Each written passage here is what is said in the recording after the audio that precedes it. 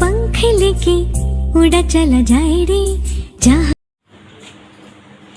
Hello friends, welcome back to my channel. তো তোমরা কেমন আছো বন্ধুরা? আশা করছি ভালো আছো। তোমাদের সাথে আমি অনেকটা ভালো আছি। আমার চ্যানেলে তোমরা যদি নতুনই থাকো প্লিজ চ্যানেলটা জলদি সাবস্ক্রাইব করে পাশে থাকবে কি টুকটুক করে বাজিয়ে দিও, কারণ কি আমার ভিডিও নোটিফিকেশন যাতে তোমরা সবার আগে দেখতে পাও। তা আজকে ফাইনালি সকাল সকাল রেডি হয়ে গেছি, আর ইন্ট্রোটা দিলাম একদম অন্য একটা প্লেস থেকে, আমার ভাইয়ের বাড়ির থেকে। কালকে এসেছিলাম, আই থিঙ্ক তোমরা আপডেট পেয়ে গেছো। তো এখন যাচ্ছি একটা নাকশা মন্দির বলে, এখানে একটা মন্দির আছে যেখানে মা তারা স্বয়ং ওখানে বিরাজমান। তো সেখানেই যাব। তো চলো বেশি একটা ভাট না বকে ফুল ভিডিওটা দেখতে থাকো। সকাল সকাল স্নানটা সেরে আমি পুরো রেডি হয়ে গেছি। এটাই আজকে আমার আউটফিট, আর অনেক দিন পর সবাই মিলে যাব, সেই কারণে আজকে আরও বেশি আনন্দ হচ্ছিল। তার বাদে মাকে দর্শন করতে পারবো, এটা তো আরও সৌভাগ্যের ব্যাপার। সে কারণে আরও মনটা এতটা বেশি খুশি খুশি লাগছিল। এই সুন্দর প্রকৃতির মাঝে যেতে মায়ের কথা খুব মনে পড়ছিল। ফার্স্ট টাইম কোনো মন্দিরে যাচ্ছি আমার নিজের মাকে ছাড়া টিমটা যেন একদম জমে না। মনটাও একটু একটু খারাপ খারাপ লাগছিল, কিন্তু ভাই আর কাকিমুনির জন্য মনটা একদম দিলখুশ হয়ে গেছে।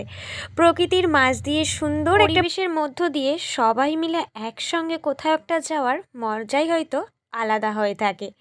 অনেক দিন পর আমি আমার ভাইয়ের সাথে এত সুন্দর একটা টাইম স্পেন্ড করেছি, যেটা পুরো বাঁধিয়ে রাখার মতো। ছোটোবেলার এই দিনগুলোই হয়তো আমার এই ভিডিওর মধ্যে দিয়ে স্মৃতিবদ্ধ হয়ে থাকবে।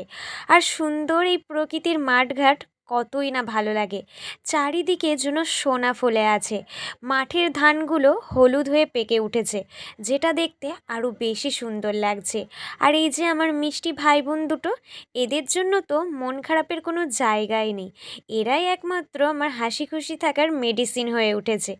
বেশ একটা সুন্দর পরিবেশের মধ্য দিয়ে পৌঁছে গেলাম মায়ের মন্দিরে। মায়ের মন্দিরে আসতে আমাদের একটু লেটই হয়েছে। এখানে এসে দেখি সবাই কিন্তু বসে গেছে মায়ের অঞ্জলি দেওয়ার জন্য। আমরাও কিন্তু বেশি আর একটা দেরি না করে তড়িঘড়ি এসে মায়ের অঞ্জলি দেওয়ার জন্য এখানে রেডি হয়ে বসে গেছি। তারাপীঠের তারা মায়ের আদলেই আমাদের এই নাকশা মন্দিরের মাকে কিন্তু তৈরি করা হয়েছে। মায়ের মন্দিরে মোবাইল ফোন একদম নিষিদ্ধ, তার জন্যই কিন্তু বাইরে এইখানটায় আগে ফার্স্ট টাইম পূজা অর্চনা হয়। তো সেখানটাই তোমাদের সঙ্গে প্রেজেন্ট করলাম। মায়ের মুক্তি একদম ক্যামেরাবন্দি করা যায় না, সেই জন্যই আর তোমাদের সঙ্গে শেয়ার করতে পারলাম না। এখানে চলো চলো আর লেট করব না, অঞ্জলিতে বসতে হবে। অঞ্জলি দেওয়ার পরে আবার তোমাদের সঙ্গে দেখা হচ্ছে। অঞ্জলি কমপ্লিট হয়ে গেছে, এখানে অনেক ভক্তবৃন্দ হাজির হয়েছে প্রসাদ গ্রহণের জন্য।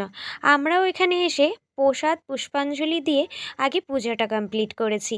তারপরে একটু বাইরের দিকে ঘোরাঘুরি করার পরে এখন এখানে লাইন দিয়েছি প্রসাদ নেওয়ার জন্য। চারিপাশের এত সুন্দর পরিবেশ আর তার সাথে মায়ের দর্শন, আজকে যেন মনটা অনেকটা ভালো লাগছে। মায়ের কাছে এসে যত দুঃখ কষ্ট ছিল এক নিমেষেই যেন তুড়ি দিয়ে উড়ে গেছে।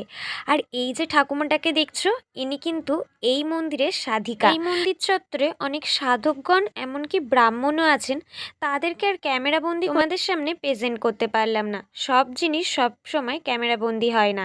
যাই হোক, এর পাশেই কিন্তু একটা শ্মশানও আছে, যেখানে কিন্তু নিত্যদিন কিন্তু অনেক মৃতদেহকে দাহ করা হয়। এখন যাব মেন মন্দিরে। মেন মন্দিরেও অনেকটা লাইন পড়েছে। চলো চলো তড়িঘড়ি করে মাকে দর্শন করে আসি।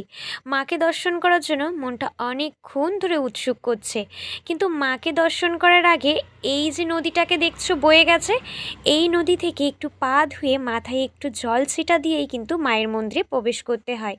আমরাও ব্যতিক্রম কিছু না, ঘুরি করে মাকে দর্শন করে মনোবাঞ্ছনা জানিয়ে একটা কিন্তু লাল টিকা নিয়ে বাইরে চলে এসেছি। মায়ের এখানে সিঁদুরের ফোঁটাটা অনেক শান্তিদায়ক। যখন সিঁদুরের টিকাটা কপালে পড়ছিল, মন থেকে আলাদাই একটা শান্তি অনুভব হচ্ছিল। কাদের এরকম হয় অবশ্যই কমেন্টে জানিও। আর এই যে আমরা এখানে ফুল টিম আছি, বেশ আজকে মজা করেছি। আর ওই যে বললাম না মৃতদাহদের এখানে দাহ করা হয়, তো সেই কারণেই কিন্তু এখানে কাঠ নিয়ে আসা হচ্ছে। এগুলো কিন্তু আই থিঙ্ক নিম কাঠ। তোমরা কম বেশি অনেকেই জানো যে নিম কাঠ দিয়ে মৃতদেহকে দাহ করা হয়। বাড়িতে ফেরার সময় চলে আসছে, কিন্তু মন তো মানতেই চাইছে না, মায়ের কাছ থেকে মনটা আসতেই চাইছে না। তার জন্য কিছুক্ষণ সময় কাটানোর জন্য মাকে কিন্তু আরতি বন্দনা করে নিলাম। আমার আরতি বন্দনা করতে বেশ ভালো লাগে। মায়ের কাছে কিছুক্ষণ বন্দনা করার পর দেখলাম সবাই এখানে মাকে প্রদক্ষিণ করছে। আমিও সেই লোভটা আর সামলাতে পারিনি। মাকে ঘিরে যখন কোনো প্রশ্ন ওঠে তখন আমি সবটা পূরণ করতে চাই। মাকে মন থেকে বড্ড ভালোবাসি যে মাকে ছেড়ে আসার কথা ভাবতেই পারছিলাম না। সেই জন্য মাকে ঘিরে কিছুক্ষণ প্রদক্ষিণ করে নিলাম, আর মনের কিছু সুপ্ত মনস্কামনা ছিল সেগুলোও মাকে জানিয়ে আসলাম। বলে আসলাম, তোমার এই ছোট্ট মেয়েটির এইটুকুন মনস্কামনা পূরণ করো মা। খুব তাড়াতাড়ি তোমার সঙ্গে দেখা হচ্ছে একটা নতুন মানুষের সঙ্গে নিয়ে। আর তোমাদের সকলের কাছ থেকে আমি কান ধরে সরি চাইছি, অনেক দিনই ভিডিও আপলোড করা হয়নি।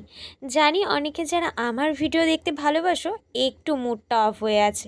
জানি অনেক দিন হচ্ছে ভিডিওটা একদম এডিটিং করে উঠতে পারছিলাম না। বাড়ির দিকে অনেক কাজে ব্যস্ত ছিলাম, সে কারণেই তো একটু লেট হলো। Please compromise. প্রতিবারই তোমাদের সঙ্গে এই কম্প্রোমাইজের কথাটা বলতে আমারও ভালো লাগে না। প্রতিবার তোমাদের কথা দিয়ে কথা ফেল হয়ে যায়। কি করব, একটা মানুষ সব দিকে যে সামলে উঠতে পারি না।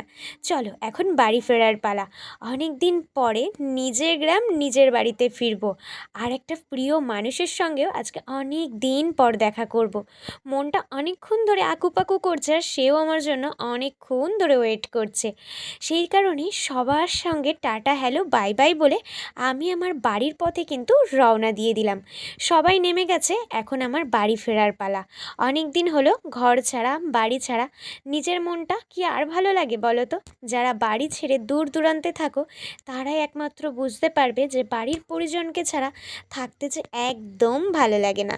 কথা বলতে বলতে বাড়িতে পৌঁছে গেছি, আর এখন যাওয়ার পালা আমার প্রিয় মানুষটাকে আনতে। অনেক দিন হলো সেও বাড়ির বাইরে, আমাকে ছাড়া তার মনটাও আর মানছে না। আমি যে বড্ড লেট করে ফেলেছি, এরপরেও যদি লেট করি আরও লেট হয়ে যাবে। চলো চলো চলো, আমার পক্ষীরাজটাকে নিয়ে এবার বেরিয়ে পড়া যাক। পক্ষীরাজের 200 স্পিড তুলেছি আজকে। আর জানো তো, প্রিয় মানুষের সঙ্গে দেখা করতে যাচ্ছি বলে একটা গিফটও নিয়েছি। গিফটটা কী নিলাম পরের ভিডিওতে তোমাদের সঙ্গে শেয়ার করব। আমি এখানে এসেই দেখি প্রিয় মানুষটা আমার জন্য এখানে ওয়েট করছে। তারপরে তাকে সঙ্গে নিয়ে এখন গুলুগুলু মনটা নিয়ে বাড়ি ফেরার পালা। কারণ কি, সে আমার সঙ্গে থাকলে আমার মনটা আরও বেশি খুশি হয়ে যায়। আর আজকে তো একসাথে আমি ডাবল ধামাকা পেয়েছি। মানে প্রিয় মানুষটা আমার জন্য একটা গিফট নিতে বলল। গিফট তেমন কিছু না, এখান থেকে একটা 3 পিস নিয়ে এই যে মানুষটাকে নিয়ে এখন বাড়ি ফিরে যাচ্ছি। বেশ আজকে একসাথে অনেকগুলো আনন্দের খবর পেয়েছি। প্রথমত তো মায়ের দর্শন, সেকেন্ড আমি এত সুন্দর একটা গিফট পেয়েছি, তারপরে প্রিয় মানুষটাকে নিয়ে বাড়িতে ফিরেছি। বাড়িতে ফিরতে না ফিরতেই আমার যে কত কিছু খেয়াল নেওয়া সে শুরু করেছে তার আর বলে শেষ করতে পারবো না। আমি নাকি না খেয়ে অনেকটা রোগা হয়ে গেছি, চুলে তেল দিই না, নাকি ঠিক করে ঘুমাই না, মোবাইলটা নাকি একটু বেশিই দেখছি, সারাদিন নাকি বদমাইশির লিস্টটা একটু বেশি বাড়িয়ে ফেলেছি। তার যে কত কত আমায় নিয়ে অভিযোগ, তা তোমাদের সঙ্গে সে যদি বলা শুরু করে শেষই হবে না। তোমরাও শুনতে শুনতে বোরিং হয়ে যাবে। অ্যাকচুয়ালি এই মানুষটাই আছে যে আমাকে মন থেকে বোঝে, মন থেকে ভালোবাসে। এই কারণেই তো কোথাও গিয়ে থাকতে পারি না। মানুষটার ভালোবাসা, মানুষটার টানেই যেন আমি ছুটে সেখান থেকে চলে আসি। পৃথিবীতে তো আমার বলতে এই একটা মানুষই আছে যে আমাকে বড্ড ভালোবাসে, আর আমিও তাকে হিনা একদম বাঁচতে পারি না। দুনিয়াটা বড্ড আঁধার লাগে, চারিপাশটা যেন ঝাপসা হয়ে আসে। মনে হয় তাকে ছাড়া কত বছর কাটিয়েছি। 1-2 দিন এরকম বাড়ির বাইরে থাকলে কাদের এরকম মন খারাপ হয় কমেন্টে জানিয়ে যেও। ইভিনিংয়ে আমার একটু বেরোনোর প্ল্যানিং ছিল, কারণ কি আমি নাকি টোটো কোম্পানির মতো সারা জায়গায় ঘুরে বেড়াই, নিজের মাকে টাইমই দিই না। হ্যাঁ হ্যাঁ, এমন কথাটাই আমাকে শুনতে হয় প্রত্যেকটা দিন। কে বলে সেটাই ভাবছো? আমার নিজের মা বলে তাকে নাকি আমি টাইমই দিতে পারি না। আজকে তাকে নিয়েই একটু চলে গেছিলাম রেস্টুরেন্টে। সেখানে গিয়ে গল্প গুজব কিছু খানাপিনা খেয়ে দিয়ে বাড়িতে এসেছি। মাকে নিয়ে প্রায়শই এরকম টুকিটাকি রেস্টুরেন্টে যাওয়া হয়, কিন্তু তোমাদের সঙ্গে সেগুলো আর শেয়ার করতে পারি না। আজকে চলে এসলাম আমাদের পাশেরই একটা ছোট্ট ক্যাফেতে। সেখানে এসে আমার ফেভারিট মোমো নিয়েছিলাম।